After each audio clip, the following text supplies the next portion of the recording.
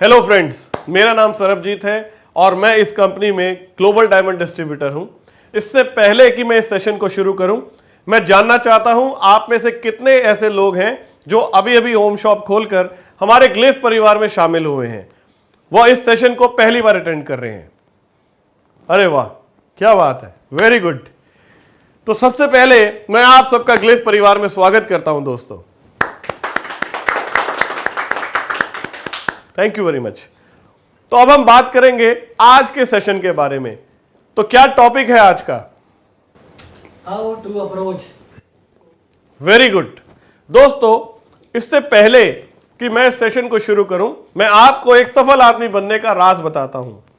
आपने जब यहां अपनी होम शॉप शुरू की तो आपने यहां जनार्दन प्रसाद गुप्ता, राजेश मोदी, राजू सिंह, सनमोल कुमार, मुद्रिका गोप, संजय वर्मा, उमेश चौरसिया, सुभाष यादव, सुभद्रा देवी और भी बहुत सारे सीनियर डिस्ट्रीब्यूटर्स, सफल डिस्ट्रीब्यूटर्स के बारे में जरूर सुना होगा। ये सभी ग्लेस कंपनी के सफलतम स्टार हैं। आज मैं आपको एक राज बताऊंगा कि एक सफल नेटवर्कर कैसे बनाया जाता है। क्या आप भी इन लोगों की तरह एक सफल नेटवर्कर बनना चाहते हैं? Yes sir. गुड दोस्तों, जिस तरह से एक स्वादिष्ट पकवान बनाने के लिए जितने भी मसाले डलते हैं वो सभी महत्वपूर्ण होते हैं। चलिए एक एग्जाम्पल देखते हैं। आप स्वादिष्ट पनीर की सब्जी बनाना चाहते हैं तो उसमें नमक, मिर्च, हल्दी, मसाले सबका अनुपात ठीक होना चाहिए। अगर आप नमक डालना भूल गए तो भी सब्जी ठीक नहीं बनेगी, और अगर आपने मिर्च ज्यादा डाल दी तो भी गड़बड़ हो जाएगी। ठीक उसी तरीके से एक सफल नेटवर्कर बनने के लिए आपको अपने अंदर भी एक सफल नेटवर्कर की सभी क्वालिटीज लानी होंगी, और ये सारी क्वालिटीज ठीक प्रोपोर्शन में होनी चाहिए। खाली एक क्वालिटी से काम चलने वाला नहीं है।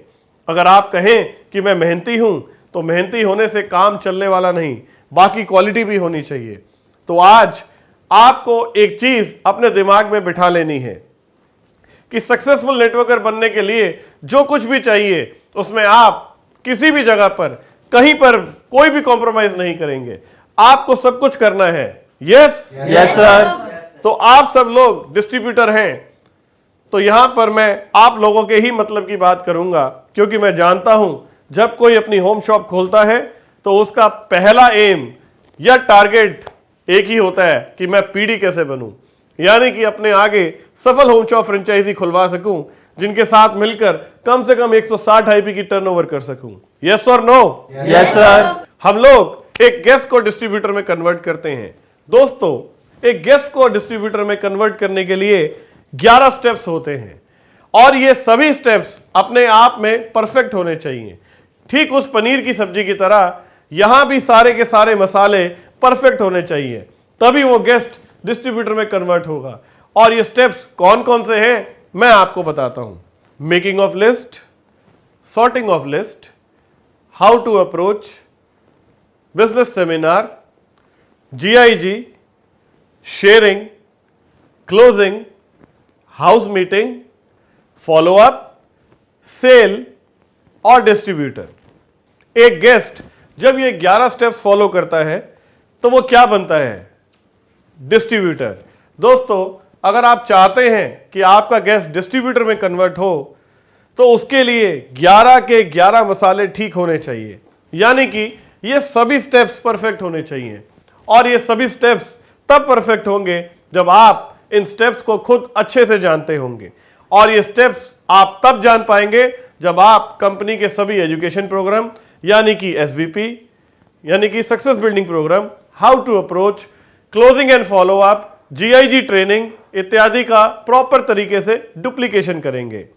जब ये सारे सेशन आप अच्छे से अटेंड करेंगे तब आप एक एक स्टेप के बारे में अच्छे से जानेंगे। जब आप एक एक स्टेप अच्छे से जानेंगे तभी आप सारे स्टेप सही तरीके से उठाएंगे, और अगर आप सभी स्टेप ठीक तरीके से उठाएंगे तो कोई कारण नहीं कि एक गेस्ट डिस्ट्रीब्यूटर में कन्वर्ट ना हो। कृपया ध्यान दीजिए, मैंने डुप्लीकेट करने को कहा है, इन सेशन को सिर्फ अटेंड करने को नहीं कहा। डुप्लीकेशन का मतलब है कि आपको इन ट्रेनिंग कार्यक्रमों को तब तक अटेंड करना चाहिए जब तक कि आप इन्हें खुद लेने लायक नहीं हो जाते, क्योंकि याद रहे, जब तक सभी के सभी मसाले ठीक नहीं होंगे तब तक एक स्वादिष्ट और अच्छी सब्जी तैयार नहीं हो सकती। यस और नो? Yes sir. अब हम इन स्टेप्स को भी दो पार्ट में तोड़ते हैं।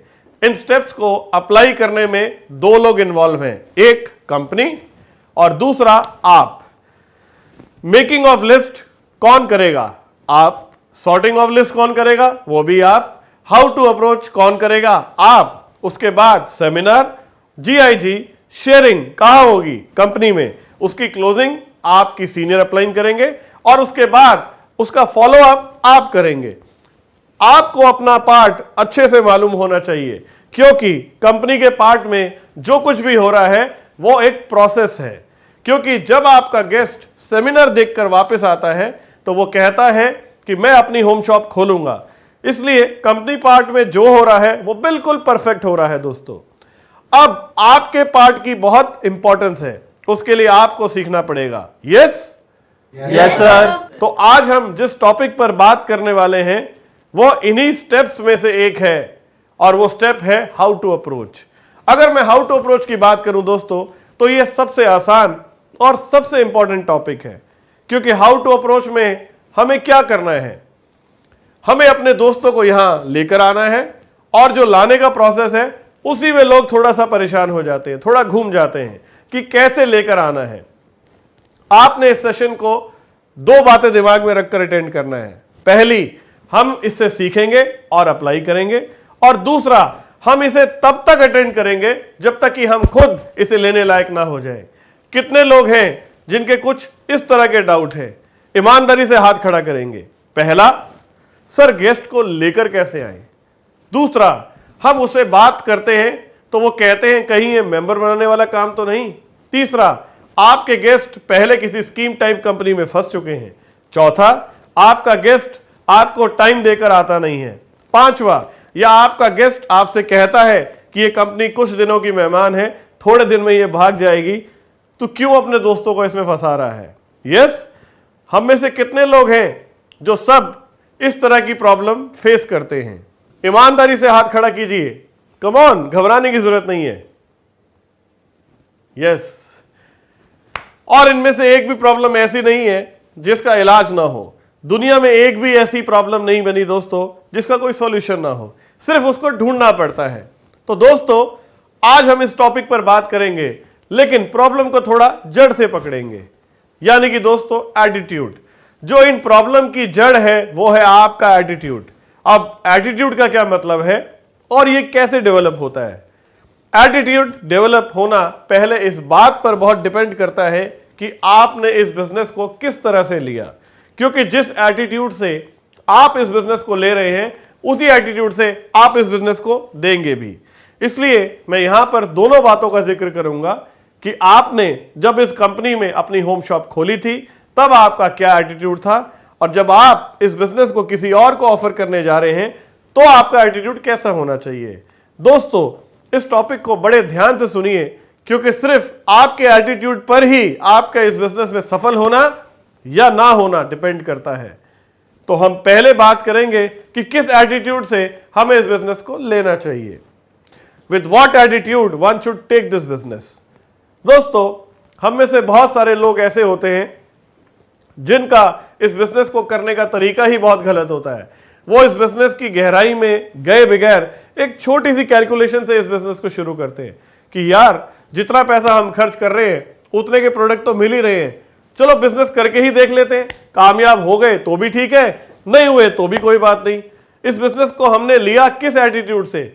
करके देख लेते हैं। 50% तो आप पहले ही फेल हो गए। ये बिजनेस जिसमें लाखों करोड़ों रुपए कमाए जा सकते हैं, उसमें इतना कैजुअल एटीट्यूड कि करके देख लेते हैं। और इसी कैलकुलेशन की वजह से, इसी एटीट्यूड की वजह से ये लोग बिजनेस व कंपनी दोनों को सीरियसली नहीं लेते। ये लोग कंपनी की एजुकेशन भी नहीं लेते, और एजुकेशन ना लेने की वजह से इन लोगों का विजन क्लियर नहीं हो पाता, और ये कंपनी की स्ट्रेंथ, पोटेंशियल और उसमें जुड़ा अपना भविष्य देख नहीं पाते। और इन्हीं वजहों से कहीं ना कहीं इनके मन में कंपनी को लेके कई तरह के डाउट पल रहे होते हैं। जैसे कि पहला डाउट कंपनी को लेकर होता है कि पता नहीं ये कंपनी क्या है, इसका फ्यूचर क्या है, ये कितने दिन चलेगी। कई लोग तो इतना शॉर्ट टर्म सोचकर चल रहे होते हैं कि यार मैं अपने पैसे तो निकाल लूं, कुछ लोग तो अपने खास दोस्तों को बुलाने से भी कतराते हैं, डरते हैं कि मैं अपने दोस्त को बुला रहा हूं, उसको पता नहीं कैसा लगेगा, वो इतना पढ़ा लिखा है, ये काम कैसा है, वो क्या सोचेगा मेरे बारे में कि मैं मेंबर बना रहा हूं। दोस्तों, खाली यही नहीं, दुनिया का कोई भी बिजनेस, कोई भी काम अगर आप एक डाउट को लेकर शुरू करेंगे तो उसमें भगवान भी आपको कामयाब नहीं बना सकता। और हमारा बिजनेस तो वैसे ही अलग तरह का है। हमें इस बिजनेस को आगे देना है। जिस बिजनेस के लिए आपके दिल में इतने डाउट है, उस बिजनेस को लेकर आप खुद वहम में हैं, जहां कंपनी के फ्यूचर पर आपको खुद डाउट है, तो ये कैसे हो सकता है कि जिस चीज पर आपको खुद पूरा भरोसा नहीं, उसमें लोग आपके पीछे हों, लोग आपकी बात माने। जब आप इन हालात में ये बिजनेस किसी को देने जाएंगे तो आपको पता भी नहीं चलेगा कि आप उसे इस बिजनेस के साथ साथ ये डाउट भी ऑफर कर देंगे। इन डाउट के साथ जब भी आप अपनी किसी दोस्त यार को इनवाइट करेंगे तो वो आपके चेहरे से, बात करने के तरीके से एवं आपकी बॉडी लैंग्वेज से समझ जाएगा कि आप उसे जो भी बता रहे हैं उस पर आपका खुद भी भरोसा नहीं, क्योंकि यह तय है कि आप दूसरों को वही दे सकते हैं जो आपके पास हो। जो आपके पास नहीं, वो आप किसी दूसरों को कैसे दे सकते हैं। और जब इस तरह से इस बिजनेस को आप किसी को देंगे तो क्या लगता है आपको कि सामने वाला आपके साथ काम शुरू करना चाहेगा? बिल्कुल नहीं करेगा दोस्तों। वो आपको गोली देगा, सड़क पर खड़ा करेगा, वो बोलेगा कि मैं आ रहा हूं, मगर आएगा नहीं। तो इसलिए दोस्तों, इस बिजनेस को देने से पहले इस बिजनेस को ठीक तरीके से समझ लीजिए। पहले जड़ का इलाज करना पड़ेगा। जब तक उसका इलाज नहीं होगा, आपका एटीट्यूड सही नहीं हो सकता। क्योंकि एक चीज मैं आपको बहुत कॉन्फिडेंस से कह सकता हूं कि जिस काम पर आपको सबसे ज्यादा भरोसा होगा, वहां लोग आपको आंख मीच कर फॉलो करने के लिए तैयार मिलेंगे। सोच कर देखिए, कुछ ऐसे काम भी हैं दुनिया में जिन पर आपको बहुत भरोसा है। Yes yes sir. इनसे मिलिए। ये है मिस्टर राम। राम की एक धागे बनाने की फैक्ट्री है जिसे वो 15 साल से चला रहे हैं। वो इस फैक्ट्री को सक्सेसफुल रन कर रहे हैं। ये महीने का 20 से 25 हजार रुपया कमा रहे हैं। इस काम की इन्हें पूरी तरह से नॉलेज है। मिस्टर राम के एक दोस्त हैं बलजीत, और बलजीत का एक जवान बेटा है, उसका नाम है नरेंद्र। दोस्तों, बलजीत राम के बहुत अच्छे दोस्त हैं। दो जिस्म एक जान वाला हिसाब है। एक दिन बलजीत ने राम से कहा कि मेरे बेटे को भी अपने पैरों पर खड़ा कर दो। अब आपको क्या लगता है कि उसे कौन सा काम कराएंगे? ऑफ कोर्स, निसंदेह धागे का, क्योंकि धागे का काम में मिस्टर राम को महारत हासिल है। उन्हें इस काम की पूरी नॉलेज है। वो इस काम के डूज एंड डोंट्स दोनों से भली भांति परिचित है। यानी कि वो अच्छे से जानते हैं कि इस बिजनेस में कामयाब होने के लिए क्या करना है और क्या नहीं करना। और वो इसलिए उन्हें अपने इस बिजनेस पर पूरा भरोसा है। जब मिस्टर राम उसी भरोसे और कॉन्फिडेंस से बलजीत से बोलेंगे कि ठीक है, आप 1 लाख का इंतजाम करो, मैं नरेंद्र का काम शुरू करवाता हूं, क्या लगता है आपको कि नरेंद्र के पिता उसे 1 लाख रुपए देंगे या नहीं देंगे? जरूर देंगे। अगर उनके पास नहीं भी होंगे तो भी वो उसे अरेंज करवा कर देंगे, चाहे फिर उसके लिए उन्हें ब्याज पर ही पैसा क्यों ना उठाना पड़े। क्या वजह है उसे मना नहीं करने की? ऑफ कोर्स, मिस्टर राम का एटीट्यूड, उसका धागे के काम पर जो भरोसा है, वो नरेंद्र और उसके पिता राम की आंखों में साफ देख सकते हैं। अब अगला सवाल कि राम ने इतने भरोसे से कैसे कह दिया? क्योंकि राम को उस बिजनेस की पूरी नॉलेज है। उसे डूज एंड डोंट्स दोनों मालूम है। उसे मालूम है कि इस बिजनेस में कैसे कामयाब हुआ जाता है। ठीक इसी तरीके से जब आप ग्लेज बिजनेस के सभी एजुकेशन प्रोग्राम अटेंड करते हैं दोस्तों, तब आपको यहां के सारे डूज एंड डोंट्स पता चलते हैं। तो आपको अपने आप इस कंपनी पर भरोसा आएगा। तो आपको अंदर से लगेगा कि मैं जानता हूं किस तरीके से पीढ़ी बनते हैं, किस तरीके से कामयाब हुआ जाता है। और जब उसी एटीट्यूड से अपने दोस्तों को यहां इनवाइट करेंगे तो वो 1 लाख रुपया भी लेकर आपके पीछे चले आएंगे, ठीक बलजीत की तरह। यस और नो? Yes sir. आपने मोटिवेशन शब्द सुना होगा। क्या होता है मोटिवेशन? जब भी हम कोई काम करते हैं तो कई बार हम फेलियर को भी फेस करते हैं। दुनिया का कोई भी बिजनेस ऐसा नहीं जिसमें लगातार सक्सेस मिलती हो। और जब जब हम फेल होते हैं तब तब हम डीमोटिवेट होते हैं, तब तब हमारे सीनियर, हमारे साथी लोग हमें मोटिवेट करते हैं और हम फिर बहुत जोश के साथ आगे बढ़ते हैं।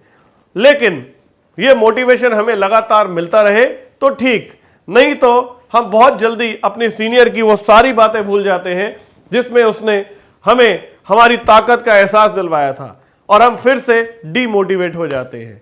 अब अगला सवाल यह है कि कोई हमेशा मोटिवेट कैसे रह सकता है? दोस्तों, किसी भी बिजनेस में सफल होने की कुछ वजहें होती हैं और असफलता के पीछे भी कुछ वजहें होती हैं।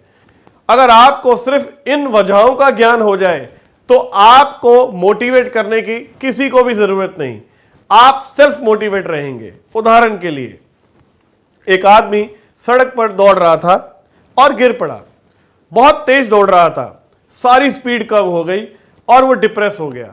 लेकिन अगर उसे वजह समझ में आ जाए कि मैं गिरा क्यों, शायद सड़क पर गड्ढा था, मुझे नीचे देखकर दौड़ना था, वो दोबारा फिर उसी ताकत से दौड़ेगा और गड्ढा आ भी गया तो भी वो गिरेगा नहीं, क्योंकि उसकी नजर सड़क के ऊपर ही है।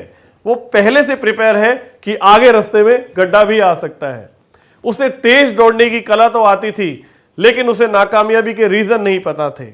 अब वो कभी डीमोटिवेट नहीं हो सकता। कामयाबी के पीछे भी कुछ वजह होती है दोस्तों, और नाकामयाबी के पीछे भी कुछ वजह होती है। दोनों आपको मालूम होनी चाहिए। अगर आपको दोनों मालूम है तो आप कभी मार नहीं खा सकते। ठीक उसी तरह से जैसे राम धागे का काम जानता है, उन्हें पता है कि क्यों लोग उसमें फ्लॉप हो जाते हैं, क्या गड़बड़ करते हैं जिसकी वजह से काम नीचे आ जाता है, और क्यों लोग इस काम में सफल हो जाते हैं। तो उसने उसी भरोसे से बलजीत को बोला कि जाओ और 1 लाख रुपया लेकर आओ। वो कॉन्फिडेंस आप भी अपने अंदर लाना चाहते हैं तो उसके लिए आपको भी कंपनी के सारे डूज एंड डोंट्स मालूम होने चाहिए। आपको इस बिजनेस पर भरोसा कब आएगा? जब आपको इस बिजनेस की नॉलेज मिलेगी। और वो नॉलेज कब मिलेगी?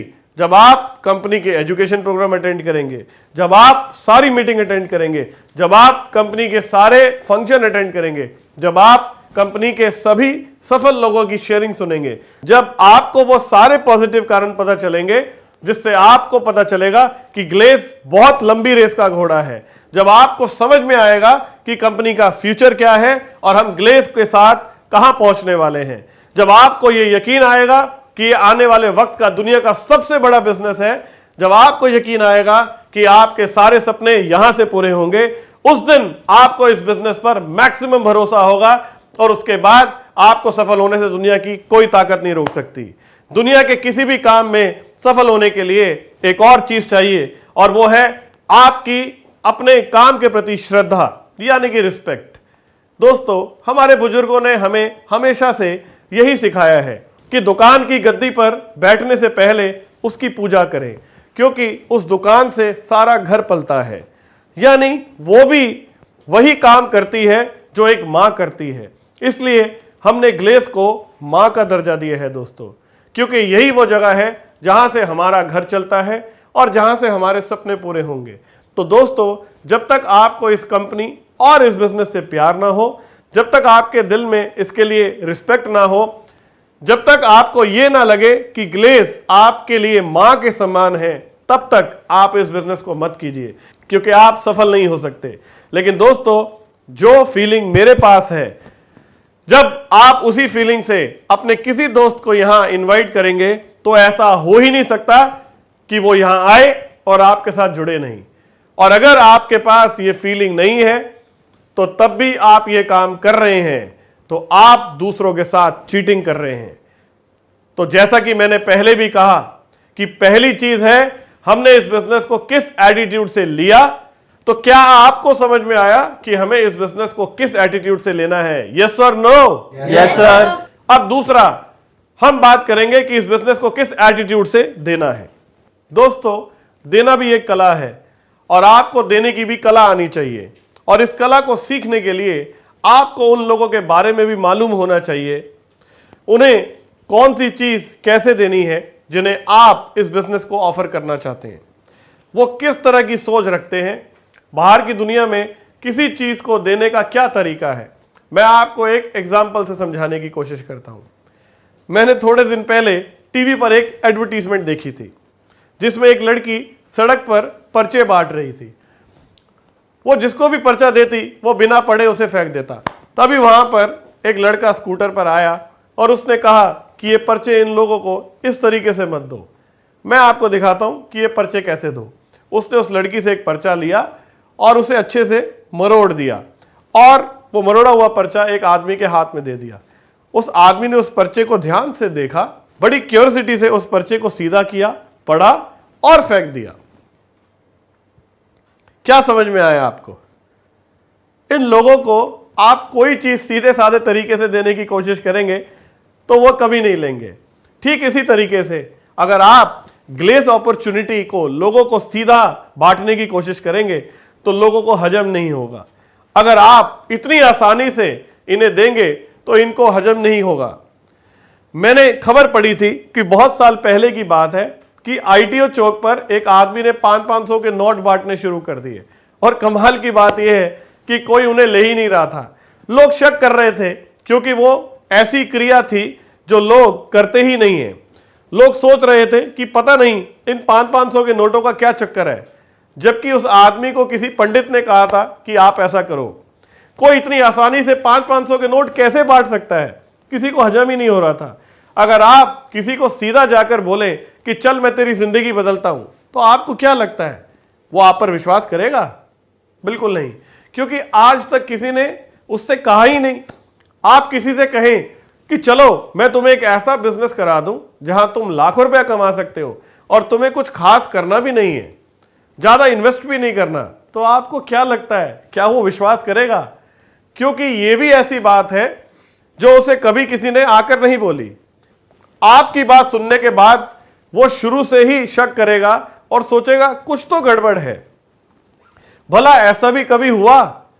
इसलिए आपको देने की भी कला आनी चाहिए। चलिए मैं आपको एक और उदाहरण से समझाने की कोशिश करता हूं। एक गांव में एक किसान था, उसका नाम था रामलाल। रामलाल बहुत अच्छा इंसान था। एक दिन जब वो अपने खेत में हल चला रहा था तो उसका हल किसी धातु जैसी चीज से टकराया। जब रामलाल ने वहां पर खुदाई की तो वहां पर एक सोने की खान मिली। उसने सोचा कि इससे पहले कि राजा को पता चले मैं अपने लिए जितना सोना निकाल सकता हूं निकाल लेता हूं। जितना सोना अपने लिए निकाल सकता था निकाल लिया, लेकिन वो तो सोने की खान थी, उसमें तो अथाह सोना था। उसे लगा कि मुझे अपने नियर और डियर का फायदा पहुंचाना चाहिए, इसलिए उसने सबसे पहले अपने सबसे नजदीकी रिश्तेदारों को, जिसमें उसका भाई, चाचा, मामा और उसके नजदीकी दोस्त थे, उसने उन सबको बुलाया और कहा कि आप लोग अपने लिए सोना निकाल लो। वो सब लोग आए और बहुत सारा सोना ले गए, लेकिन उसमें अथाह सोना था। अब रामलाल को लगा कि जो मेरे दूर के दोस्त हैं मुझे उनका भी फायदा करवाना चाहिए। पास के गांव में उसका एक दोस्त था कालूराम। तो रामलाल ने कालूराम को एक खत लिखा कि भाई कालूराम, मेरे यहां सोने की खान निकली है, तुम आ जाओ और आके जितना चाहे सोना ले जाओ। ये खत पढ़कर कालूराम जोर से हंस पड़ा और कहने लगा कि रामलाल ने मुझे बेवकूफ समझा है। अगर उसके यहां सोने की खान निकली होती तो क्या वो मुझे बताता? यह सोचकर कालूराम रामलाल के पास नहीं गया। कालूराम नहीं आया। अब आपको क्या लगता है कि रामलाल को उसके घर अगली ट्रेन पकड़कर पहुंच जाना चाहिए और उसके पैर पकड़ लेने चाहिए थे कि भाई कालूराम, तुम्हें मेरे साथ चलना ही पड़ेगा, नहीं तो मेरा सोना पड़े पड़े खराब हो जाएगा? क्या कालूराम ऐसा करेगा दोस्तों? बिल्कुल नहीं। दोस्तों, उनका एटीट्यूड देने का था, वो देना चाहता था। वो कालूराम को रिक्वेस्ट नहीं करेगा। इसमें कालूराम की गलती है कि वो नहीं आया। इसमें थोड़ी सी रामलाल की भी गलती है कि उसे देने की कला नहीं आती थी, क्योंकि ऐसा कोई भी नहीं करता कि किसी से कहे कि मेरे घर सोने की खान निकली है, आकर ले जाओ। रामलाल को कालूराम को किसी भी बहाने से घर बुलाना चाहिए था। अगर वो उसे घर बुलाकर सोने की खान दिखाता तो कालूराम को जरूर विश्वास आ जाता। यस और नो? Yes sir. वो उसे कुछ भी कहकर बुला सकता था। उसे कालूराम से कहना चाहिए था कि तुम घर पर आओ, तुम्हारे लिए कुछ बहुत खास चीज है मेरे पास जिससे तुम्हें फायदा होगा। तो कालूराम जरूर आ जाता। तो लोगों को वही बात कहनी चाहिए जो उन्हें हजम हो जाए। अगर आप ध्यान से सोचें कि जब कोई पैसा कमा रहा होता है तो वो किसी को अपना राज नहीं बताता, कि मैं कितना कमा रहा हूं और कैसे कमा रहा हूं, और हम उम्मीद भी यही लगाते हैं कि वो हमें ना बताए। तो आपको लोगों को अंडरस्टैंड करना पड़ेगा कि लोग किसी चीज को कैसे लेना चाहते हैं। मैंने देखा है कि कुछ डिस्ट्रीब्यूटर का बहुत रिक्वेस्ट वाला एटीट्यूड होता है। वो अपने गेस्ट से बोलते हैं कि मेरी खातिर आकर देख ले, आप उसे कुछ दे रहे हैं या उससे कुछ ले रहे हैं। अगर आप इस एटीट्यूड से बुलाएंगे तो वो बिजनेस शुरू नहीं करेगा दोस्तों, और कर भी लिया तो 20 बार आप पर एहसान रखेगा, और गलती से नाकामयाब हो गया तो बोलेगा कि तूने मुझे फंसा दिया।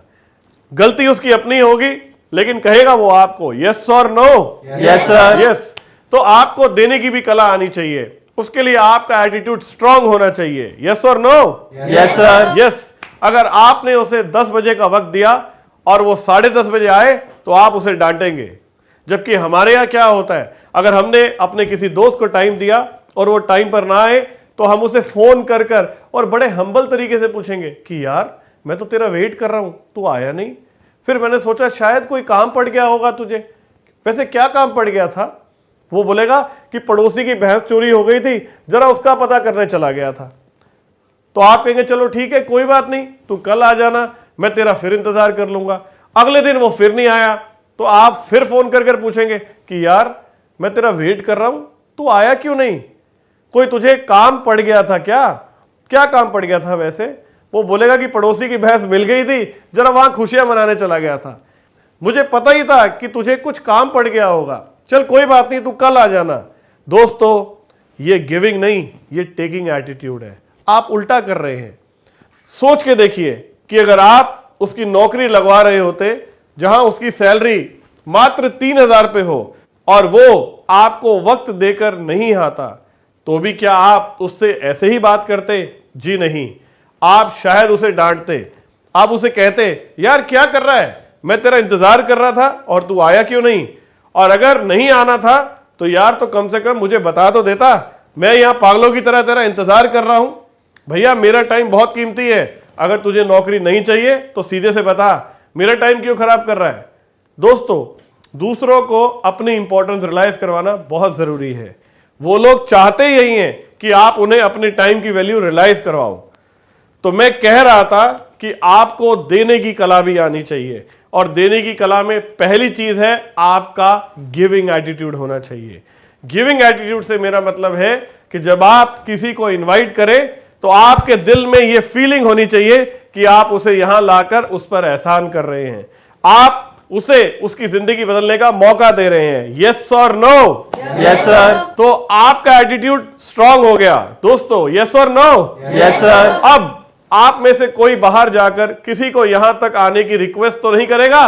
No sir. कोई किसी से यह तो नहीं कहेगा प्लीज मेरी खातिर थोड़ा वक्त निकाल लें? कोई किसी से यह तो नहीं कहेगा कि प्लीज बस थोड़ी देर के लिए आ जाओ? नहीं सर। गुड। चलिए, अब यह तो समझ में आ गया कि एटीट्यूड कैसा होना चाहिए। अब अगली चीज है कि हमें किसी को इनवाइट कैसे करना है, इन्हें कैसे और क्या कहकर बुलाना है। तो दोस्तों, आप लोगों ने एसबीपी में सीखा ही होगा कि लिस्ट कैसे बनानी है। जिन्होंने लिस्ट नहीं बनाई है तो वो सबसे पहले अपनी लिस्ट बनाएं। आप अपनी लिस्ट को 3 मेजर पार्ट में तोड़िए।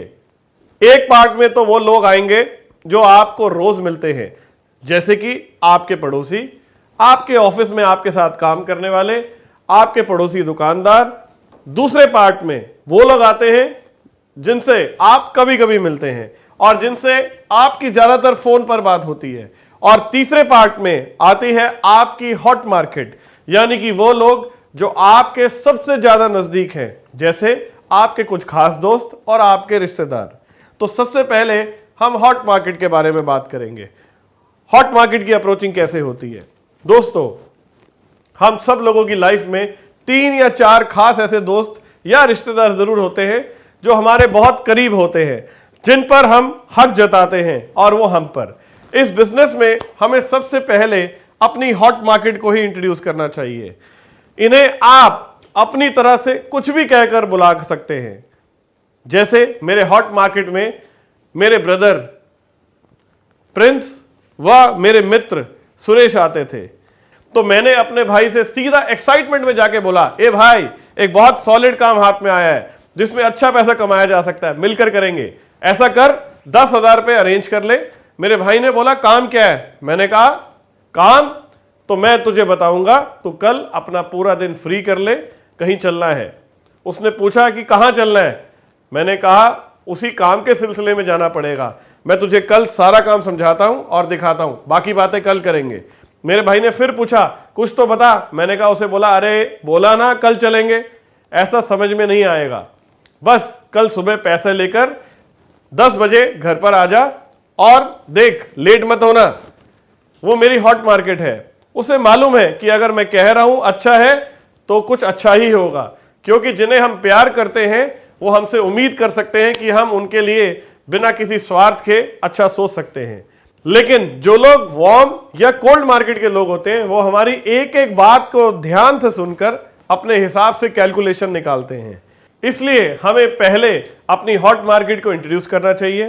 हॉट मार्केट इंट्रोड्यूस करने से 2 फायदे होते हैं। एक तो वो ज्यादा सवाल किए बगैर हमारा बिजनेस शुरू कर जाते हैं, जिससे हमारा कॉन्फिडेंस बन जाता है। दूसरा, एक टीम तैयार हो जाती है काम करने के लिए। आप सबको मालूम है कि हमारा बिजनेस टीम वर्क का बिजनेस है। टीम का मतलब होता है मिलकर चलना, एक दूसरे के लिए चलना। जिस प्रकार से फुटबॉल में एक टीम खेलती है, वो सारे मैच जीतने के लिए मिलकर एक दूसरे को सपोर्ट कर कर आगे बढ़ते हैं। तो आपकी हॉट मार्केट में वही लोग होते हैं जिन्हें आप पहले से ही बहुत प्यार करते हैं, आप उनकी तरक्की चाहते हो और वैसे ही वो आपके लिए भी महसूस करते हो। ये वही लोग हैं जिनके साथ पहले भी आप अपना मैक्सिमम टाइम बिताना चाहते थे। अब जब आप सबको एक साथ काम करने का मौका मिलता है तो आपकी एनर्जी, ताकत और मेहनत दुगनी हो जाती है और एक नेचुरल टीम वर्क बनता है जो हमें सफलता के लिए करीब ले आता है। तो सबसे पहले हमें कौन सी मार्केट इंट्रोड्यूस करनी चाहिए? Hot market. Very good. इसके बाद मैं उन लोगों की बात करूंगा जो हमें रोज मिलते हैं, यानी कि हमारे पड़ोसी, हमारे ऑफिस के फ्रेंड या हमारे पड़ोसी दुकानदार। अब इन लोगों को कैसे इनवाइट करते हैं? दोस्तों, अगर आपको दूसरों को अपने मुंह से बताना पड़े कि मैं एक अच्छा बिजनेस कर रहा हूं, जहां अच्छा पैसा कमाया जा सकता है, जहां आदमी का लाइफस्टाइल चेंज हो जाता है, इस तरीके में कोई दम ना होगा, क्योंकि इस तरह की बात सुनने के लोग आदी भी नहीं है। क्योंकि बाहर तो उल्टा कल्चर है, लोग अगर पैसा कमाते भी हैं तो छुपाते हैं। आप लोगों के मोहल्ले में कुछ अमीर परिवार होंगे, आप में से किसी को भी उस परिवार के किसी सदस्य ने आज तक आकर कभी बताया है कि वो बिजनेस में कितना पैसा कमा रहे हैं? शायद आप उनसे उम्मीद भी नहीं लगाते कि वो आपको आकर बताएं। अगर वो ऐसा करेंगे तो आप उसे कह देते हैं कि अपने मुंह मियां मिट्ठू। यस और नो? Yes sir. अब सवाल यह है कि उन लोगों ने आपको आकर कभी भी अपनी इनकम का ब्यौरा नहीं दिया, फिर आप कैसे जानते हैं कि उसके पास बहुत पैसा है? Yes yes sir. उसके लाइफस्टाइल को देखकर। दोस्तों, किसी को अप्रोच करने का मजा तब है जब वो खुद आकर हमसे रिक्वेस्ट करे कि यार प्लीज मुझे ले चल। और उसके लिए, जैसा कि मैंने पहले भी बताया दोस्तों, देना भी एक कला है। आपको देने की भी कला आनी चाहिए। अगर हम किसी को बिजनेस ऑफर कर रहे हैं तो बिजनेस ऑफर करने से पहले हमें उसकी नब्ज जरूर मालूम होनी चाहिए।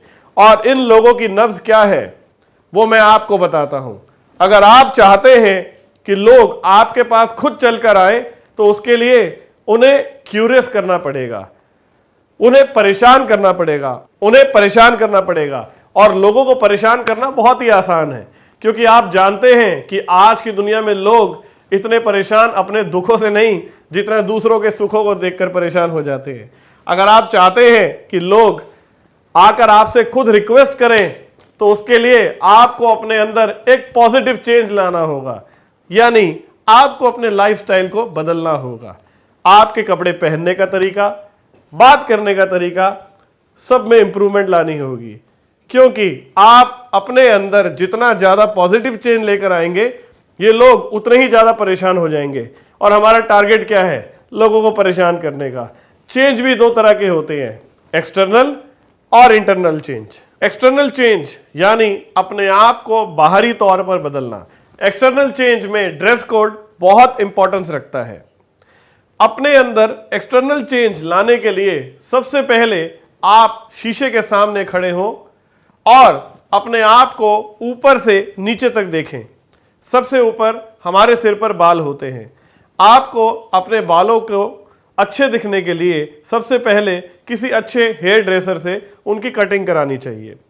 अब अगर आप अपने बालों को ड्राई रखते हैं तो हफ्ते में कम से कम 3 बार शैम्पू किया कीजिए, और अगर ड्राई नहीं रखते तो किसी अच्छी क्वालिटी के खुशबूदार हेयर ऑयल को यूज किया कीजिए। सरसों का तेल बालों पर मत लगाइए, इसके बाद वो चेहरे पर आ जाता है। अगर आप दाढ़ी रखते हैं तो उसे अच्छी तरह ट्रिम करवाएं या सेट करवाएं, और अगर आप दाढ़ी नहीं रखते हैं तो आपको हमेशा अच्छे से शेव कर कर रखनी चाहिए। जब आप घर से निकलें तो आप अच्छे से शेव कर कर निकलें। पहले शायद आप 2-4 दिन बाद ही शेव किया करते हो, पर अब आपको रोज क्लीन शेव होकर निकलना चाहिए। हमेशा नहाने के बाद आपको पाउडर, डीओ या परफ्यूम यूज करना चाहिए ताकि आपके पास से खुशबू आए। नए डिस्ट्रीब्यूटर को यह सारे सामान अपनी होम शॉप खोलते वक्त ही इंट्रोड्यूसर के साथ जाकर खरीद लेना चाहिए। अब अगली चीज आती है दोस्तों, ड्रेस कोड। अच्छा, कौन बताएगा हमारा ड्रेस कोड क्या है? टाई। बिल्कुल ठीक कहा आप सबने। अब अगला सवाल यह है कि हमने अपनी ड्रेस कोड में टाई को ही क्यों रखा? जैसे कि मैंने पहले भी बताया कि हमें अपने अंदर एक चेंज लेकर आना है, क्योंकि वो चेंज दूसरों को परेशान करता है। अब आप सब लोग एक बात बताइए, हम में से कितने लोग हैं जो यहां आने से पहले भी रोज टाई लगाते थे? मुश्किल से 1 या 2, यानी कि यहां पर लगभग 95% लोग ऐसे हैं जो यहां आने से पहले टाई नहीं लगाते थे। यही वजह है कि कंपनी ने ड्रेस कोड में टाई को चुना।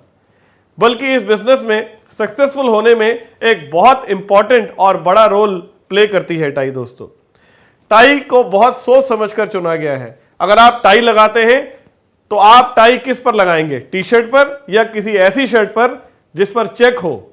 जी नहीं, डेफिनेटली एक फॉर्मल शर्ट पर ही लगाएंगे। फॉर्मल शर्ट से मेरा मतलब है व्हाइट या कोई कलर्ड प्लेन शर्ट। हमें प्लेन शर्ट पर कोई अच्छी सी मैचिंग टाई पहननी चाहिए। हमने प्लेन शर्ट पहनी, उसके ऊपर हमने एक शानदार मैचिंग टाई लगा ली। अब आपको क्या लगता है हम नीचे क्या पहनेंगे? जीन्स या ट्रैक सूट का लोअर पहनेंगे? Of course not. डेफिनेटली हमें एक कंट्रास्ट फॉर्मल ट्राउजर पहननी पड़ेगी। कंट्रास्ट मैचिंग तो आप समझते ही होंगे। वैसे ज्यादातर कलर्ड प्लेन शर्ट के साथ ब्लैक ट्राउजर बहुत अच्छी कंट्रास्ट मैचिंग कर देती है। इस पर एक शानदार सी फॉर्मल लेदर की बेल्ट बांधिए। मैंने देखा है कि कई डिस्ट्रीब्यूटर चौड़े चौड़े बक्कल वाले बेल्ट लगा लेते हैं। हमें फॉर्मल बेल्ट पहननी चाहिए। अब हमने सुंदर सी प्लेन शर्ट पहनी, उस पर एक बहुत प्यारी सी मैचिंग टाई लगाई, नीचे शानदार फॉर्मल ट्राउजर पहनी। अब पैरों में हमें क्या पहनना चाहिए? क्या बहुत बढ़िया क्वालिटी की चप्पल या फिर एक्शन के स्पोर्ट शूज? बिल्कुल नहीं, हमें पैरों में शाइन करते हुए फॉर्मल लेदर के शू पहनने पड़ेंगे। ठीक ऐसे? यस और नो? Yes sir. गुड।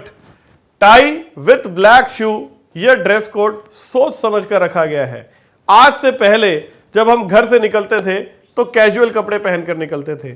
हम में से कुछ लोग शायद जीन्स पहनकर, ऊपर टी शर्ट पहनकर निकलते थे, पैरों में स्पोर्ट शू पहनकर निकलते थे, और जो मेरे दोस्त गांव में रहते हैं वो शायद धोती कुर्ता या फिर कुर्ता पजामा पहनकर निकलते थे, या फिर कुर्ता पजामा पहनकर निकलते थे। सोचकर देखिए, आपके अड़ोसी पड़ोसियों ने आज तक आपको सिर्फ इन्हीं कपड़ों में देखा था। अब जब अचानक वो आपको इस रूप में देखेंगे तो परेशान होंगे कि नहीं होंगे?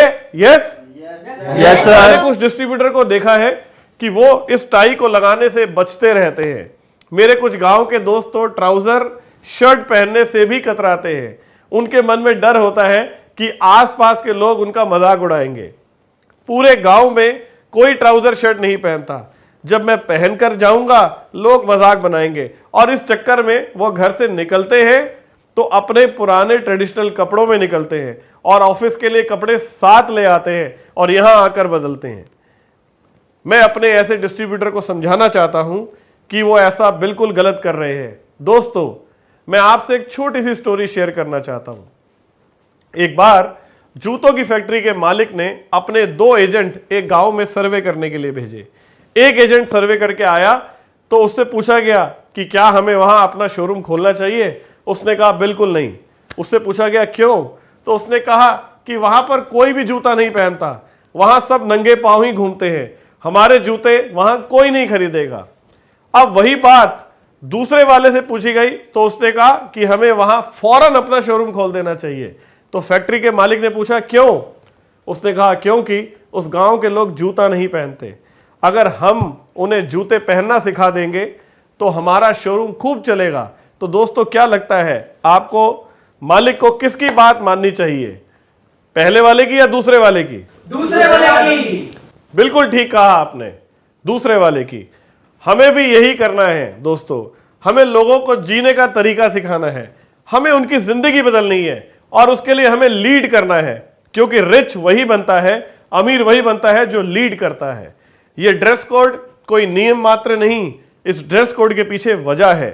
जब आप नहा धोकर, तैयार होकर, क्लीन शेव होकर, सूट बूट पहनकर, टाई लगाकर घर से निकलेंगे, आपके फेस पर कॉन्फिडेंस भरी मुस्कान, जोश और एक्साइटमेंट होगी। और आप जब अपने एरिया से गुजरेंगे तो जो लोग आपके रेगुलर कांटेक्ट में हैं, हो सकता है कि वो शुरू में आपको कुछ कमेंट्स भी मारे या आपका मजाक भी बनाएं। अगर वो ऐसा करते हैं तो उसमें परेशान होने की जरूरत नहीं, खुश होने की जरूरत है, क्योंकि यह इस बात को कंफर्म करता है कि वो परेशान है। वो ऐसा कर रहे हैं तो उसके पीछे बहुत सिंपल सी वजह है, उन्हें आपके अंदर एक बहुत बड़ा पॉजिटिव चेंज देखा। उन्होंने देखा कि कल तक जो लड़का हमारे साथ हमारी जैसी जिंदगी बिता रहा था, अचानक वो सूट बूट पहनकर घूम रहा है, एकदम सब कुछ इतनी जल्दी कैसे बदल गया। वो इस बदलाव पर विश्वास नहीं करना चाहते, वो थोड़ा इंतजार करना चाहते हैं कि यह बदलाव कब तक रहेगा, क्योंकि उन्हें इस बदलाव पर शक है। इसलिए वो शुरू में आपका मजाक बनाते हैं, क्योंकि वो आपके कॉन्फिडेंस लेवल को चेक करना चाहते हैं। वो चाहते हैं कि आप परेशान हो जाएं। अगर आप परेशान हो गए तो वो जीत गए, और अगर आप परेशान नहीं हुए और आप उनकी हर बात पर हल्का सा मुस्कुरा कर चले गए तो वो परेशान हो जाएंगे, और अगर वो परेशान हो गए तो आपको उन्हें अप्रोच करने की शायद जरूरत भी नहीं पड़ेगी, क्योंकि वो इतना क्यूरियस हो जाएंगे कि वो खुद आपसे पूछने लगेंगे कि तुम्हारे अंदर इतना चेंज कैसे आया।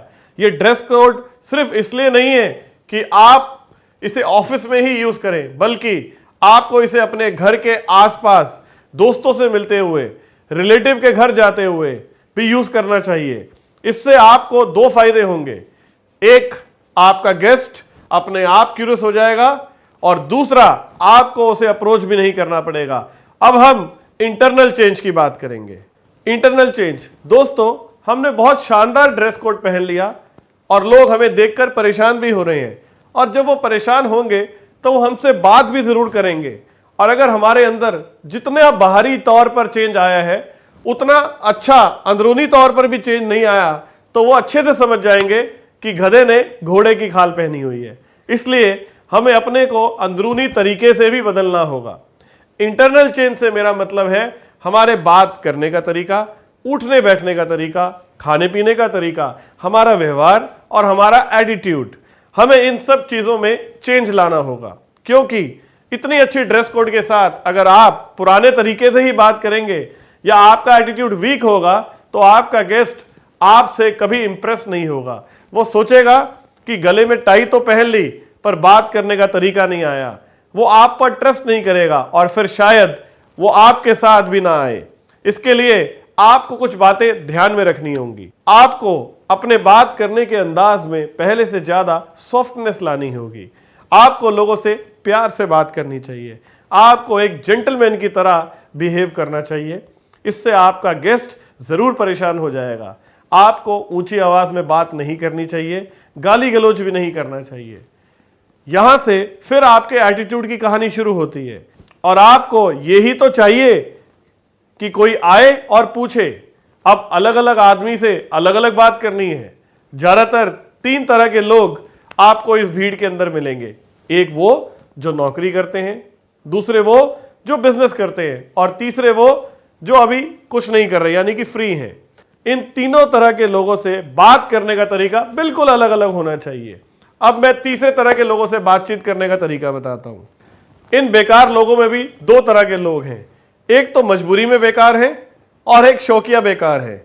ये शौकिया बेकार लोग ही हमारे लिए अच्छा मटेरियल है, ये बने ही हमारे बिजनेस के लिए हैं। आपको वैसे ही उससे बात करनी है जैसा आदमी है।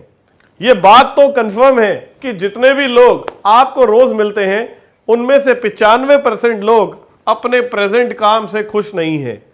और याद रखो कि ग्लेज जैसी अपॉर्चुनिटी बाहर है ही नहीं। एक आदमी है जो मात्र 3,000 रुपये महीने कमा रहा है, आपको उसे यह एहसास करवाना है कि आपके पास कुछ ऐसा है 6 से 7,000 रुपये महीने का कमा सकता है। क्योंकि जो आदमी 3,000 रुपये महीना कमाता है और उसे ये आइडिया हो कि आप उससे 6 से 7,000 रुपये दिलवा सकते हैं, तो वो आपका दीवाना हो जाएगा, पीछे पीछे घूमेगा। किसी को बहुत ज़्यादा बड़ी इनकम की बात मत करो, क्योंकि ज़्यादा बड़ी इनकम की अगर आप बात करेंगे तो वो हजम ही नहीं कर पाएगा, क्योंकि लोग सपने लेते हुए भी डरते हैं। इसलिए अगर आपकी तनख्वाह 3,000 रुपये है तो आप उससे 6,000 रुपये की बात करो, और अगर किसी की 10,000 है तो 20,000 की बात करो, इससे ज़्यादा नहीं।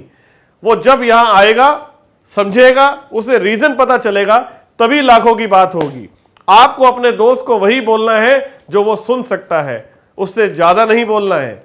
जैसे मैं आपको एक उदाहरण देकर समझाता हूं। आप अपने किसी दोस्त के पास गए जो किराने की शॉप चलाता है, और अगर आप उससे पूछेंगे कि तेरा काम कैसा चल रहा है, तो वो कहेगा यार ऐसा ही है। लेकिन जब वो आपका पहनावा, आपके बात करने का तरीका देखेगा तो वो आपसे पूछेगा कि तू क्या कर रहा है, आजकल बढ़िया कपड़े पहनकर निकलता है, हाथ में मोबाइल, बाल वगैरह सेट वेट, क्या चक्कर है तेरा? कुछ नहीं। आप कहिए मेरा तो अपना ही काम शुरू किया है मैंने, और जैसे ही आप कहेंगे कि अपना काम शुरू किया है तो आगे से क्या प्रश्न आएंगे कि क्या काम है, कैसा काम शुरू किया है।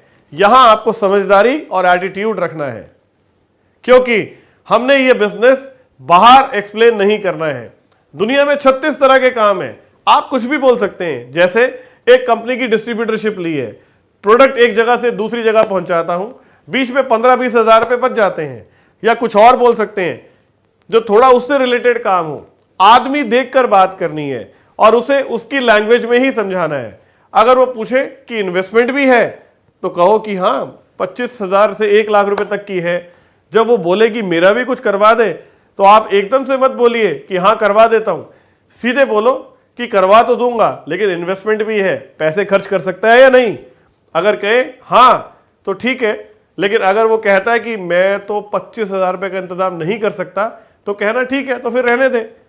ये नहीं उसे दिखाने के लिए। अगर वो बिजनेसमैन है तो वो कहेगा कि हाँ मैं कर लूंगा। नौकरी वाले से ये नहीं बोल सकते कि आ तेरी जॉब लगवा दूं, ये भी गलत है।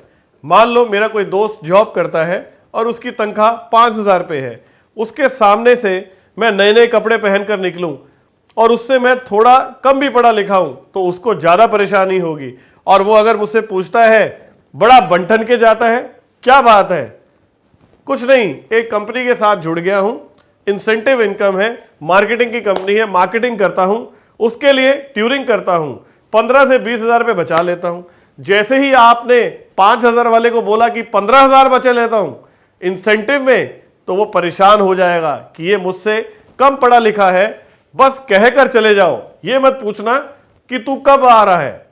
फिर वो शायद आएगा अपने आप। ये सिर्फ मैं एक उदाहरण दे रहा हूं, ये नहीं कि आप हर जगह यही अप्रोचिंग करते हैं। हर एक से बात करने का स्टाइल अलग अलग होता है दोस्तों, हर एक से उसकी लैंग्वेज में ही बात करनी है। हमेशा गेस्ट से वैसी बात करो जैसे वो सुनने के आदी है। इस बात से परेशान होने की जरूरत नहीं कि आपके गेस्ट ने कोई और कंपनी देख रखी है या नहीं। आपका टारगेट बस उसे यहां लेकर आना है। जब वो यहां आकर सारी प्रेजेंटेशन देखता है तो उसे समझ में आ जाता है कि ये कोई ऑर्डिनरी कंपनी नहीं है। आपने सुना होगा कि winners never do different things, they do things differently. ये बात ग्लेज पर पूरी तरह से फिट बैठती है दोस्तों। दिल्ली में हजारों हलवाई की दुकानें हैं, लेकिन बीकानेर वाला एक ही है। समझ रहे हैं आप? Yes yes sir. किसी दोस्त से तुम जाकर बोलो कि यार मैंने हलवाई का काम खोलने की सोची है, तो उसके दिमाग में फटाफट एक इमेज बनेगी कि हलवाई का काम कैसा होता है, कि एक तख्त पड़ा होता है, उस पर मिठाइयों का ढेर लगा होता है, एक भट्टी होती है जिसमें एक आदमी जलेबी तल रहा होता है, चिपचिप सा माहौल होता है। वो धड़ाक से कहेगा कि ये भी कोई काम है, लेकिन उसको बोलो कि मैं एक काम शुरू कर रहा हूं, चल मेरे साथ, हाथ पकड़ के ले जाओ और बीकानेर की दुकान पर खड़ा कर दो। वो खुश हो जाएगा। काम वो भी हलवाई का है और ये भी हलवाई का, इसलिए इस बात से परेशान ना हो, बस उन्हें यहां लेकर आना है, क्योंकि बिना यहां लाए उन्हें समझ में नहीं आएगा कि हलवाई के काम में और बीकानेर के काम में क्या फर्क है। ये वो लोग थे जिनसे हम रोज मिलते हैं, जो हमारे में चेंज देखकर प्रश्न पूछते हैं। अब हम बात करते हैं दोस्तों अप्रोचिंग ऑन फोन, यानी अगर आपको फोन पर किसी को अप्रोच करना है तो आप कैसे करेंगे। अब हम बात करते हैं उन लोगों की जिनसे हमारी कभी कभी बात होती है, यानी कि जिनसे अक्सर हम फोन पर बात करते हैं। जब हम फोन पर बात करते हैं दोस्तों, तो उन्हें फोन पर हमारे शरीर नहीं दिखाई देता, उन्हें हमारे सिर्फ शब्द सुनाई देते हैं। इसलिए हमें जो भी कुछ करना है वो सिर्फ शब्दों से ही करना है। हमारे गेस्ट को हमारी आवाज में जोश और एक्साइटमेंट दोनों दिखाई देनी चाहिए, लेकिन होता इसका कुछ उल्टा ही है। हम में से बहुत सारे डिस्ट्रीब्यूटर ऐसे होंगे जो जब फोन से अप्रोच करने के लिए बैठते होंगे तो उस समय उन्हें कुछ सुझाई ही नहीं देता कि फोन पर क्या बोलें, उसे क्या कहकर बुलाएं। एक हाथ में लिस्ट होती है, सामने फोन पड़ा होता है, उन्हें मोबाइल 5 किलो का लग रहा होता है, मन में लगातार एक डर होता है कि कहीं वो मना ही तो नहीं कर देगा। हालांकि आज से पहले भी उसे कई बार फोन किया, लेकिन तब मन में कुछ ऐसा नहीं था कि उसे किसी बिजनेस के लिए बुलाना है, इसलिए कभी कोई परेशानी नहीं हुई। लेकिन आज ये सबसे आसान काम सबसे मुश्किल लग रहा है। क्यों दोस्तों, ऐसा होता है या नहीं आप लोगों के साथ? Yes sir. इसके पीछे 2-3 वजहें हैं दोस्तों। लैक ऑफ कन्विक्शन, जैसा कि मैंने पहले भी बताया, ग्लेस दूसरों से शेयर करने का बिजनेस है, और जब आप किसी से इस बिजनेस के बारे में शेयर करें तो आपको इस बिजनेस के बारे में सबसे ज्यादा विश्वास होना चाहिए। आपको इस बिजनेस को लेकर इतनी एक्साइटमेंट होनी चाहिए कि आपको रात को नींद नहीं आए। तब आपके अंदर इस बिजनेस को लेकर एक जबरदस्त जोश होगा। कुछ डिस्ट्रीब्यूटर होते हैं जो ये जोश, ये भरोसा लैक करते हैं, इसी वजह से ये लोग सही से अप्लाई नहीं कर पाते और अपनी अपलाइन को एक कॉमन सा एक्सक्यूज देते रहते हैं कि सर मैं अपने दोस्तों को तब तक नहीं बुलाऊंगा जब तक मैं पैसा ना कमा लूं। हम में से कुछ डिस्ट्रीब्यूटर ऐसे होते हैं जिन्हें लगता है कि हमारा बिजनेस छोटा है।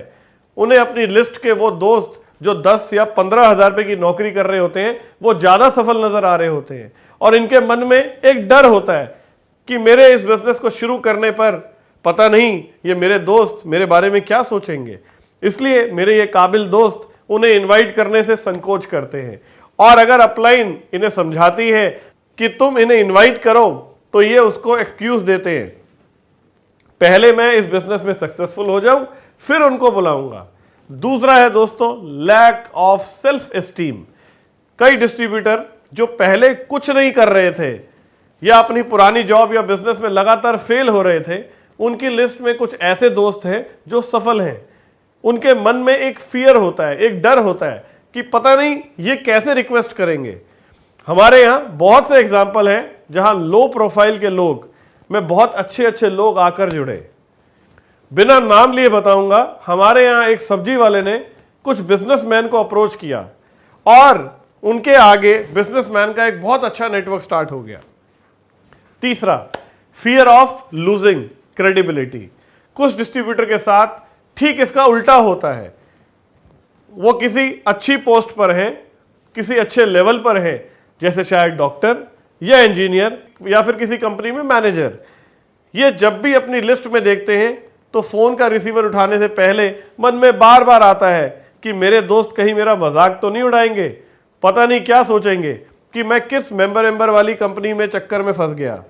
ये सब बातें जब दिमाग में चल रही होती हैं तो फोन अपने आप भारी हो जाता है दोस्तों। अगर इन सब बातों को आप ध्यान से देखें तो इन सब बातों का एक ही उत्तर है, आपका कंपनी में इस बिजनेस में भरोसा होना। और भरोसा तब आएगा जब आप कंपनी के सारे एजुकेशन सेशन को ध्यान से अटेंड करेंगे। उसके बाद ये फोन अपने आप हल्का हो जाएगा। इसके बाद अगर कुछ रह जाता है तो सिर्फ शब्दों की तलाश क्योंकि कई बार जब ज्यादा पॉजिटिव होते हैं तब भी कुछ गलतियां कर देते हैं। कई बार शब्द नहीं होते, सिर्फ एक्साइटमेंट होती है, और एक्साइटमेंट होती है तो कंट्रोल नहीं रहता, और कंट्रोल नहीं रहता तो गड़बड़ हो जाती है। मैं आपको एक फोन पर अप्रोच का फॉर्मूला दे रहा हूं, ये कोई फाइन पैटर्न नहीं है। मैं ये भी नहीं कह रहा हूं कि आपको हमेशा ऐसे ही बात करनी है, पर इस एग्जाम्पल से आपको बात करने का शायद कुछ आइडिया मिल जाएगा। अब अगली चीज है शब्द। कई बार शब्दों की प्रॉब्लम हो जाती है। मैं कोई फॉर्मूला नहीं देने जा रहा हूं, सिर्फ एक फॉर्मेट देता हूं, उससे आपको आइडिया हो जाएगा बातचीत शुरू कैसे करें, और वो फॉर्मेट क्या है। FORM, यानी कि दोस्तों F से मेरा मतलब है फैमिली, O का मतलब है ऑक्यूपेशन, R का मतलब है रिक्रिएशन, और M का मतलब है मनी। उसी तरीके से है 4C। पहला C है कॉम्प्लीमेंट, दूसरा C है क्यूरियोसिटी, तीसरा C है कंट्रोल, और चौथा C है कमिटमेंट। जब आप फोन पर किसी को अप्रोच करते हैं तो एक बात ध्यान में रखनी होती है, वो है राइट टारगेट व राइट टाइम। राइट टारगेट व राइट टाइम क्या होता है, पहले हम राइट टाइम की बात करेंगे। फोन की बातचीत में ये आइडिया लग जाना चाहिए कि गेस्ट अपने ट्रांजिशनल मोड में है या नहीं। मैंने पहले ही बताया कि 95% लोग अपने बिजनेस या जॉब से खुश नहीं हैं, लेकिन 5% लोग अपने काम से बहुत ज़्यादा प्यार करते हैं। वो ज़्यादातर बिजनेस शुरू नहीं करते, लेकिन मैं ये नहीं कह रहा कि उन्हें बुलाओ मत, पर प्रिपेयर रहो, क्योंकि शायद वो बिजनेस शुरू कर दें। और एक होता है कि किसी के घर में कुछ इंपॉर्टेंट चल रहा है, ये खुशी भी हो सकती है और कोई गम भी हो सकता है, उसकी बहन की शादी भी हो सकती है। ऐसे में उसकी प्रायोरिटी क्या होगी, यानी कि उसकी प्राथमिकता क्या होगी, बहन की शादी, ऑफ कोर्स, बिजनेस नहीं। 4 दिन के बाद उसकी बहन की शादी है और आप उसे प्रेजेंटेशन के लिए बुला रहे हैं। पहले शादी हो जाने दें, बल्कि उसका हाथ बटाएं काम में। जब हम फैमिली पर बात करते हैं तो दूसरी चीज आती है ऑक्यूपेशन। उससे अगला सवाल क्या होता है, और बता यार क्या हो रहा है आजकल, कैसी चल रही है तेरी नौकरी, या कैसा चल रहा है तेरा बिजनेस। ज्यादातर ऐसा होता है कि जब हम उससे पूछते हैं तो वो भी हमसे पूछता है, लेकिन अगर उसने ऐसा नहीं पूछा तो ये मत कह देना कि तूने तो पूछा ही नहीं, यस और नो। Yes sir. लेकिन ज्यादातर ऐसा होता है, इस फोन में नहीं पूछा तो अगले फोन में जरूर पूछेगा। अगर वो कहता है कि अभी MBA किया है और 5,000 रुपए की नौकरी लग गई है, आपको कभी इस तरह से नहीं बोलना चाहिए कि MBA किया है और 5,000 की नौकरी लगी है, MBA वाले तो सड़कों पर धक्के खा रहे हैं। ऐसा बोलेंगे आप? No sir. बिल्कुल नहीं। आप जानते हैं यहां उसको क्या चाहिए, कॉम्प्लीमेंट। अगर आप चाहते हैं कि लोग आपको सुने तो उन्हें कॉम्प्लीमेंट देना कभी मत भूलिए, क्योंकि सभी को कॉम्प्लीमेंट सुनना पसंद होता है। कॉम्प्लीमेंट यानी कि तारीफ। दोस्तों, अगर वो कहता है कि मैंने MBA किया है या मैंने ये अचीव किया है, तो उसे कॉम्प्लीमेंट दो कि वाह यार बहुत बढ़िया, मुझे पता है कि तू बहुत मेहनती है, तू 5,000 रुपये से 50,000 रुपये पर भी जरूर पहुंचेगा। फिर वो खुश हो जाएगा और आपसे पूछेगा कि तू क्या कर रहा है, और यही तो आप सुनना चाहते हैं कि तू क्या कर रहा है। तो आप क्या बोलेंगे, ग्लेज? बिल्कुल नहीं। यहां पर चाहिए पहला C, यानी कि कंट्रोल। आपको अपने पर कंट्रोल रखना है। ज्यादा से ज्यादा आप उसे क्यूरियोसिटी दे सकते हैं कि अभी तो सब पुराना ही चल रहा है, लेकिन कुछ मैं नया शुरू करने वाला हूं, उम्मीद है कि उसमें 15 से 20,000 रुपये महीना बच जाएगा। अगर यहां पर वो आपसे कुछ नहीं पूछे तो आप उसे दोबारा क्यूरियस कर सकते हैं यूजिंग R, यानी कि रिक्रिएशन। रिक्रिएशन का मतलब है घूमना फिरना। उसे बोलो कि मैंने इसलिए फोन किया यार कि काम में बहुत ज्यादा व्यस्त रहने के कारण कहीं घूम फिर नहीं पाते, चल यार घूमने चलते हैं। कहां चलना है? बोल नेपाल चले। तो बोलेगा यार वहां तो बड़े दिन लग जाएंगे। तो आप बोलेंगे क्यों, फ्लाइट से आएंगे जाएंगे, 2 दिन में आना जाना करते हैं। क्या कहता है? अब अगला सवाल है मनी। ये आपको फिर से हेल्प कर सकता है उसे क्यूरियस करने में। नेक्स्ट है कमिटमेंट। यहां आपका एटीट्यूड चाहिए। जब आप उसे इनवाइट करते हैं तो उससे प्रॉपर कमिटमेंट लो एटीट्यूड के साथ। अगर इस सब के बाद वो बोले कि मैं भी तेरे साथ जुड़ना चाहता हूं, काम क्या है मुझे भी बता, कुछ पार्ट टाइम है तो मैं भी तेरे साथ करना चाहता हूं, उससे कहो लेकिन तू तो जॉब करता है, टाइम कैसे निकालेगा? वो कहेगा नहीं, टाइम तो मैं निकाल लूंगा। ध्यान से देखो, मैंने यहां उससे कहा कि तू टाइम कैसे निकालेगा, लेकिन कुछ डिस्ट्रीब्यूटर अपने गेस्ट से कहते हैं कि मेरे लिए टाइम निकाल ले, लेकिन मैं उससे उल्टा कह रहा हूं कि तू तो नौकरी करता है, टाइम कैसे निकालेगा? वो कहेगा नहीं, मैं 6 बजे के बाद आता हूं। फिर उससे बोलो कि थोड़ा इन्वेस्टमेंट भी है, क्या कर पाएगा? वो पूछेगा कितनी? तो ये मत बोलो कि 20 से 25 हजार है, सीधा बोलो कि वैसे तो 1 लाख के आसपास है, पर 20-25 हजार रुपए से काम चल जाएगा। वो अभी कुछ करना चाहता है तो जरूर बोलेगा कि मैं कर लूंगा, तू बता काम क्या है? उसे बोलो ठीक है, परसों अपना पूरा दिन फ्री कर ले, ठीक है मैं कर लूंगा। बोलेगा कि नहीं बोलेगा? बोलेगा। यस, आपको हमेशा अपना एटीट्यूड स्ट्रांग रखना चाहिए। कभी भी अपने गेस्ट को अपने घर या ऑफिस का टाइम मत दो, अपने आप को अनकंफर्टेबल शो करो, लेकिन अगर वो ना आए तो कोई कसर मत छोड़ना उसकी वाट लगाने में ही। यस और नो? Yes sir. अगला है दोस्तों, some common mistakes during approaching, यानी कि दोस्तों कुछ कॉमन गलतियां जो अप्रोच के दौरान हो जाती है जिन पर हमें ध्यान रखना चाहिए। जैसे कि दोस्त, तेरे लिए एक बिजनेस अपॉर्चुनिटी है, बहुत सारा पैसा कमाया जा सकता है, फौरन उधर से आवाज आएगी और वो कहेगा कि यार तू भी फंस गया, ये वो मेंबर बनाने वाली स्कीम तो नहीं, और वो कभी आएगा ही नहीं। दूसरा, कुछ डिस्ट्रीब्यूटर अपने गेस्ट से बोलते हैं कि मैंने एक बिजनेस ज्वाइन किया है, चल तुझे दिखाता हूं। यह सबसे खतरनाक अप्रोचिंग है, क्योंकि कभी भी कोई बिजनेस ज्वाइन नहीं होता दोस्तों, नौकरी ज्वाइन होती है। और दूसरी बात, कभी भी कोई अपना बिजनेस दूसरे को नहीं दिखाता। जब आप ज्वाइन और दिखाने की बात करेंगे तो लोग फौरन समझ जाएंगे कि कुछ गड़बड़ है, और वो आपसे बोलेंगे कि तू मेंबर बनाने वाली कंपनी की बात तो नहीं कर रहा, क्योंकि वही ऐसी कंपनियां होती हैं जो बिजनेस दिखाती भी हैं और ज्वाइन भी करवाती हैं।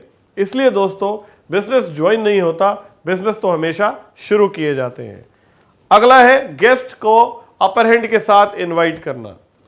कुछ डिस्ट्रीब्यूटर ये गलती करते हैं कि अपने गेस्ट को भगवान बनाकर ले आते हैं, जैसे कि यार मैंने एक बिजनेस शुरू किया है, तू चलकर देख और बता मैंने ठीक किया या नहीं। अपर हैंड किसका सेट करना चाहिए?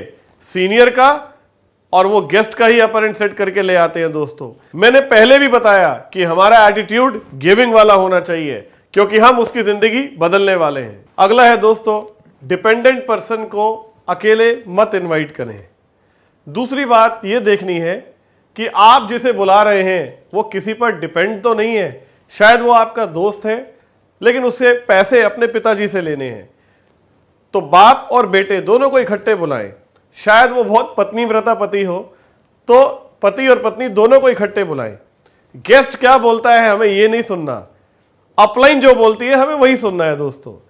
जब आप अपने दोस्त को अप्रोच करते हैं और उसकी उम्र मात्र 22 साल है, पैसे उसे अपने पिताजी से मिलेंगे, आपने उसे कहा कि काम बहुत सॉलिड है, मिलकर करेंगे, लेकिन पापा को साथ लेकर आना। आपने उसे यह कहा तो वो कहेगा पापा की क्या जरूरत है, मैं खुद फैसला लूंगा। ये सुनकर आप खुश हो गए, मुझे फैसला करना है। वो इसलिए बोल रहा है क्योंकि उसे यही नहीं मालूम कि आप उसे ग्लेज ले जा रहे हैं। वो तो ये सोच रहा है कि कोई ना कोई ऐसा काम होगा जो शायद मेरे पापा पहले से जानते होंगे, या वो सोच रहा होगा कोई ऐसा काम है जो हम घर में डिस्कस कर लेंगे। लेकिन आपको अच्छे से मालूम है कि ये काम घर पर डिस्कस नहीं हो सकता, तो आप उसे ऑफिस मत लेकर आओ। वो आपकी पूरी क्लोजिंग करेगा कि नहीं यार पापा की जरूरत नहीं है, मैं ही चलता हूं। और कहीं ना कहीं हमारे मन में लालच आ जाता है कि चल यार गेस्ट तो आ ही रहा है, पापा से बात किए बिना ही वो होम शॉप खोलने वाला नहीं है।